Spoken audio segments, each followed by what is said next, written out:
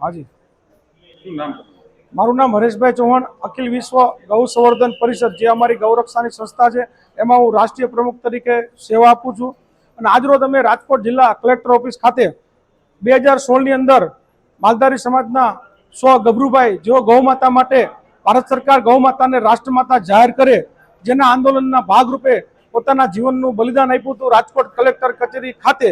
અને આજ એમનો પરિવાર જ્યારે નોંધારો બન્યો છે જે તે સમયે કલેક્ટર શ્રી અને ગુજરાત સરકારના તમામ મંત્રીશ્રી અને સરકારશ્રી દ્વારા પરિવારને તમામ જે કંઈ સમસ્યાઓ છે જે માંગણી છે એની ખાતરી આપવામાં આવી હતી પરિવારની મદદ માટેની. પણ આજ સુધી મદદ તો ઠીક, પણ આજ આ પરિવારની સ્થિતિ પણ કફોડી છે, આર્થિક હાલત પણ કફોડી છે. ત્યારે અમુક શખ્સો દ્વારા જે પરિવારની ખેતીની જમીન હતી ગભરુભાઈની શહીદી બાદ ત્યાં બાંભણિયાભાઈ નામના કોઈ વ્યક્તિએ આ જમીન ઉપર કબજો જમાવેલો છે, જેના માટે આ પરિવાર છેલ્લા 10 થી 15 વર્ષથી લડી રહ્યો છે.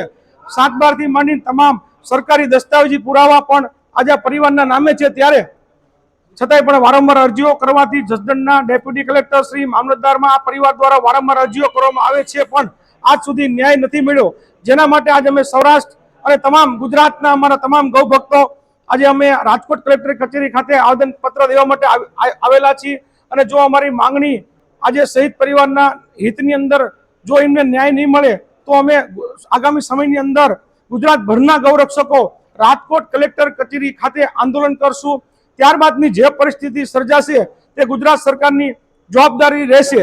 અમારી માંગણી મુજબ 30 દિવસની અંદર મૂળ માલિકને આ ગૌભક્ત પરિવાર છે, શહીદ પરિવાર છે, જેને ગૌ માતા માટે પોતાની શહીદી વોરી છે, ત્યારે આપણા સૌની ફરજ છે, સરકારની પણ ફરજ છે, દરેક નાગરિકની પણ ફરજ છે એ પરિવારની જોડે આપણે ઊભું રહેવું જોઈએ. અને આ જમીન વહેલી તકે સરકાર પરિવારને પાછી આપે એવી જ અમારી માંગણી છે. જય હિન્દ, જય ભારત.